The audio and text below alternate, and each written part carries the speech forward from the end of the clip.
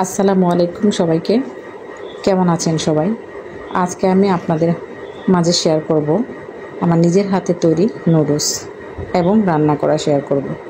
বাসায় যদি নিজেরা নুডলস তৈরি করতে পারি তাহলে দোকান থেকে কেন আমরা কিনে খাবো। এ পর্যায়ে আমি 1 কাপ আটা নিয়েছি, এরপর আমি ডিম নিয়েছি, এরপরে আমি লবণ নিয়েছি। এবার আমি এটাকে মিক্স করব, ভালোভাবে মিক্স করে নিব।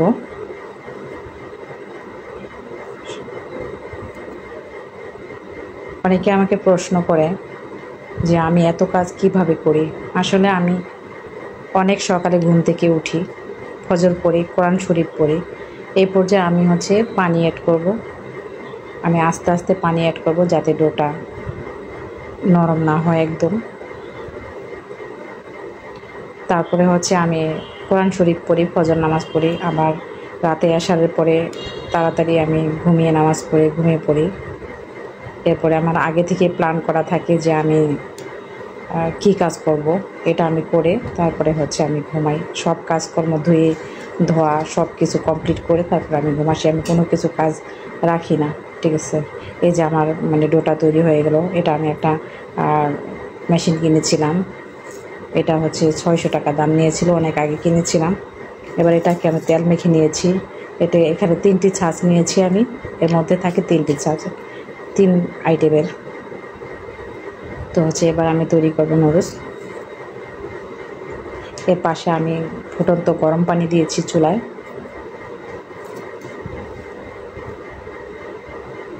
তো এবার আমি তৈরি করব। আর আমার এই ভিডিওটিকে কোথায় থেকে দেখছেন কমেন্ট করে জানাবেন।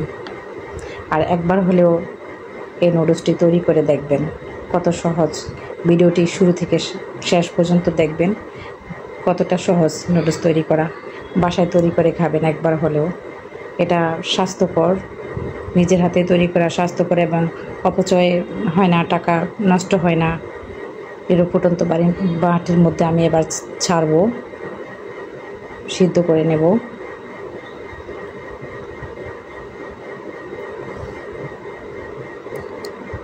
তো সবাই ফজর নামাজ পড়বেন, সকালে ঘুম থেকে উঠবেন, একদিন হলো ট্রাই করে দেখবেন যে ওই দিনটা কেমন যায়, ঠিক আছে, কত বরকতময় দিন। এবার আমি সিদ্ধ করতে দিলাম, একটু নেড়ে চেড়ে দিলাম। দেখুন কত সুন্দর হয়েছে।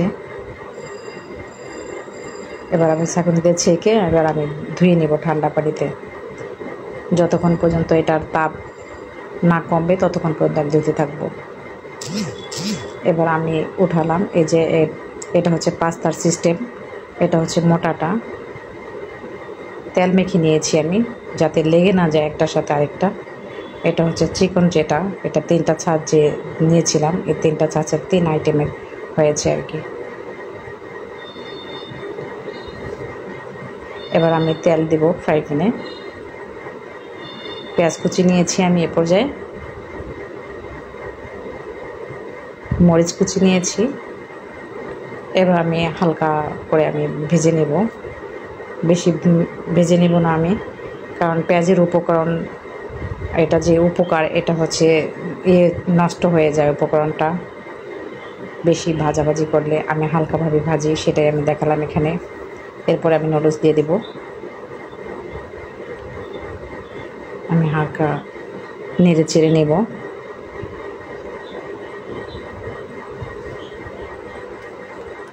এটা একবার হলেও আপনারা তৈরি করে খাবেন, দেখবেন কত মজা আর কত সহজ নিজের হাতে তৈরি করা নুডলস। এবার আমি সস দিয়ে নেব 2 চামচ।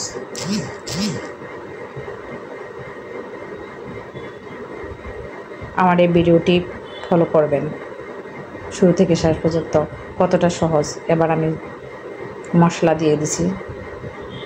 এবার ধনিয়া পাতা দেব।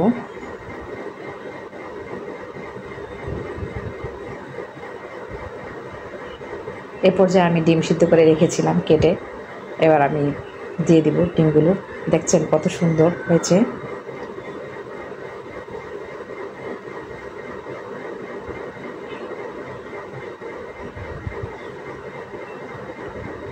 কত সুন্দর। এবার আমি পরিবেশনের পালা।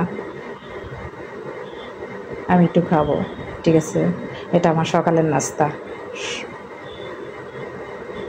এটা হচ্ছে আমার সকালের নাস্তা। সবাই ভালো থাকবেন, সবার সুস্বাস্থ্য কামনা করে আল্লাহ হাফেজ। আসসালামু আলাইকুম।